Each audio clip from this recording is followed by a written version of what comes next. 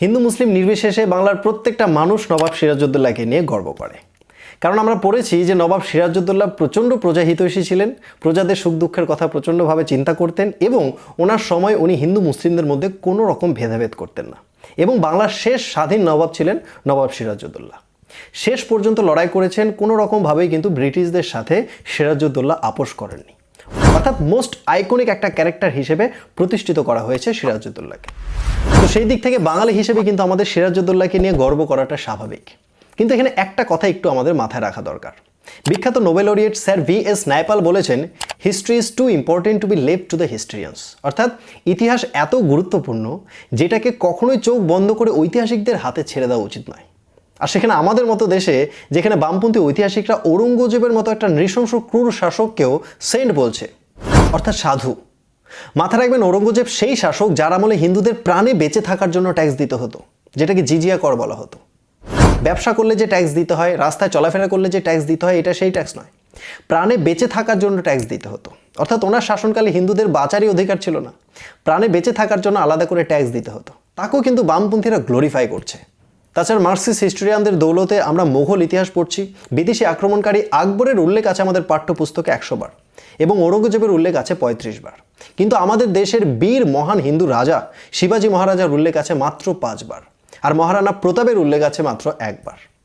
তো মুসলিম শাসকদের মহিমামণ্ডিত করা বা গ্লোরিফাই করার এই যে একটা টেন্ডেন্সি এবং সমস্ত ওদের কুকীর্তিগুলোকে চাপা দেওয়ার এই যে একটা টেন্ডেন্সি, সিরাজউদ্দৌলার ক্ষেত্রেও কিন্তু তার ব্যতিক্রম হয়নি। তাই আমাদের দেশে ইতিহাস পড়তে গেলে কিন্তু আমাদের আরেকটু বেশি সচেতন হওয়া উচিত।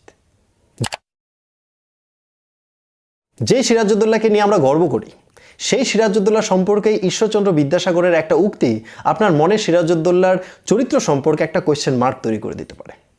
ঈশ্বরচন্দ্র বিদ্যাসাগর তার লেখা বাংলার ইতিহাস নামক গ্রন্থের প্রথম অধ্যায়ে সিরাজউদ্দৌলা সম্পর্কে কি লিখেছে একটুখানি দেখে নিন।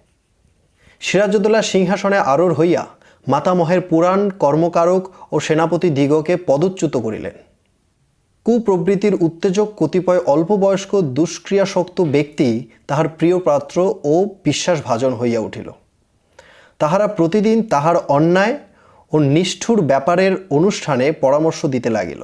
সেই পরামর্শের এই ফল দর্শিয়াছিল যে তৎকালে প্রায় কোনো ব্যক্তির সম্পদ বা কোনো স্ত্রীলোকের সতীত্ব রক্ষা পায় নাই।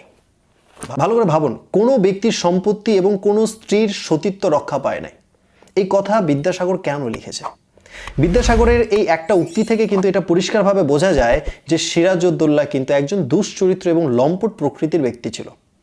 তো সিরাজউদ্দৌলাকে নিয়ে বামপন্থীদের এই যে একটা আইকনিক ক্যারেক্টার হিসেবে রিপ্রেজেন্ট করার চেষ্টা, সেইটা সঠিক না সিরাজউদ্দৌলাকে নিয়ে ঈশ্বরচন্দ্র বিদ্যাসাগরের এই উক্তি এইটা সঠিক? সিরাজউদ্দৌলাকে নিয়ে কি শুধুমাত্র বিদ্যাসাগর এরকম বক্তব্য করেছে? না, সমসাময়িক যত সাহিত্য আছে সমস্ত সাহিত্যে কিন্তু সিরাজউদ্দৌলাকে নিয়ে এরকম একই রকম বর্ণনা করা হয়েছে। যেমন বিদ্যাসাগরের সমসাময়িক মৃত্যুঞ্জয় তর্কালঙ্কার একটা বিখ্যাত বই লিখেছেন, বইটার নাম রাজাবালি। এই বইটাতে তর্কালঙ্কার লিখেছেন যে সিরাজউদ্দৌলার এই যে নারী লোলুপতার শিকার, এটা যে শুধুমাত্র সাধারণ হিন্দু পরিবারের মেয়েরা হয়েছে তা নয়, বরং জমিদার এবং সম্ভ্রান্ত হিন্দু পরিবারের নারীদের উপরেও সিরাজউদ্দৌলার বিশেষ আকর্ষণ ছিল। তাদেরকে জোরপূর্বক অপহরণ করে তুলে আনা, তাদের উপর যৌন নির্যাতন চালানো এবং তাদের অনেকের ক্ষেত্রে সপরিবারে নৌকা ডুবিয়ে মেরে ফেলা, এরকম ঘটনার কিন্তু একাধিক ঘটনার বর্ণনা এই রাজাবলি কাব্যে কিন্তু আছে।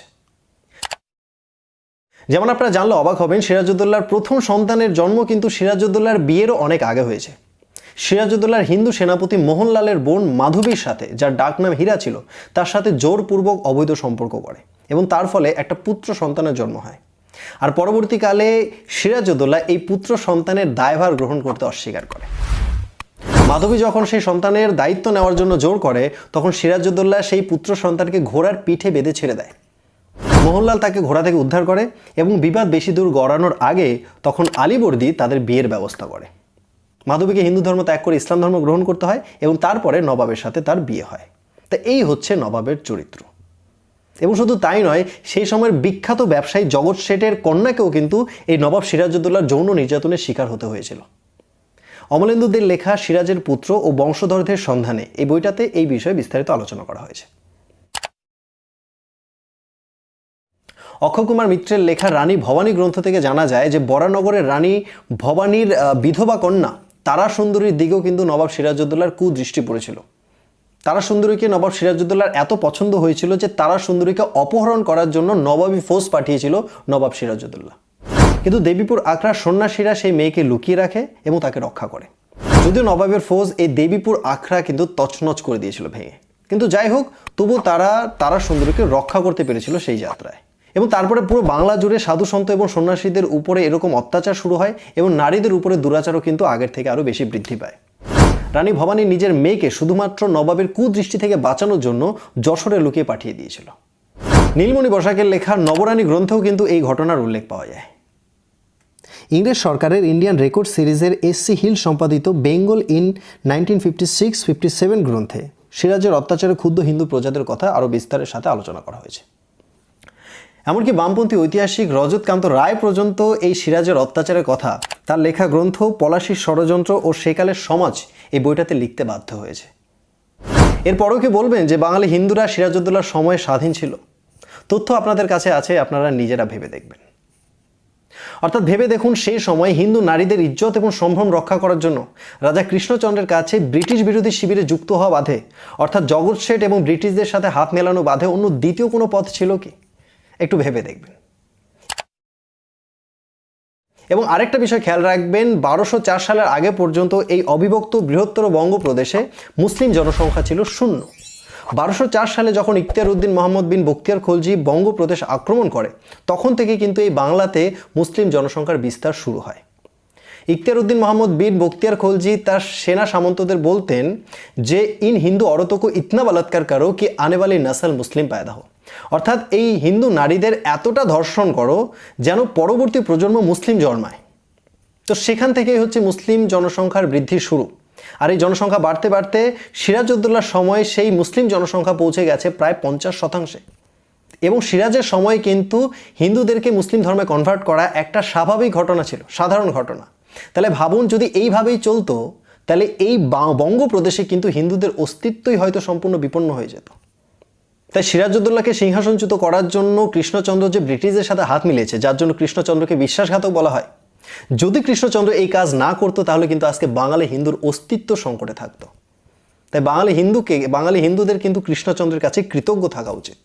হিন্দুদের উপরে নবাব সিরাজউদ্দৌলা কতটা অত্যাচার করতেন তার আরেকটা প্রমাণ পাওয়া যায় রবার্ট ক্লাইভের ডায়েরি থেকে। রবার্ট ক্লাইভ ডায়েরিতে লিখছেন যে পলাশীর যুদ্ধ জয় করার পরে রবার্ট ক্লাইভ যখন একটা বিজয় যাত্রা বের করেছে কলকাতা থেকে মুর্শিদাবাদ পর্যন্ত, তখন উনি যখন হাতির পিঠে করে এগিয়ে যাচ্ছে, তখন উনি বর্ণনা করছে যে রাস্তার দুই ধারে হিন্দু নারী পুরুষ দাঁড়িয়েছিল, তারা ফুল ছেটাচ্ছিল, উলুধ্বনি এবং শঙ্খধ্বনি দিচ্ছিল।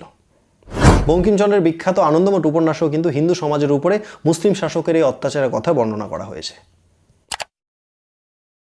নবাব সিরাজউদ্দৌলা সম্পর্কে আমাদের আরেকটা জিনিস মাথায় রাখা উচিত যে নবাব সিরাজউদ্দৌলা কিন্তু বাংলা ভাষায় কথা পর্যন্ত বলতে পারতেন না।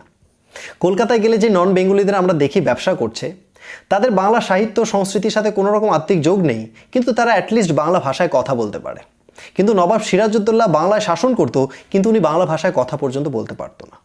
তাহলে যে ব্যক্তি বাংলায় কথা বলতে পারে না, তার সাথে বাংলার সাহিত্য, বাংলার সংস্কৃতির কোনো রকম আত্মিক যোগ থাকতেই পারে না। তাহলে সেই ব্যক্তি কি করে বাঙালিদের আইকন হয়?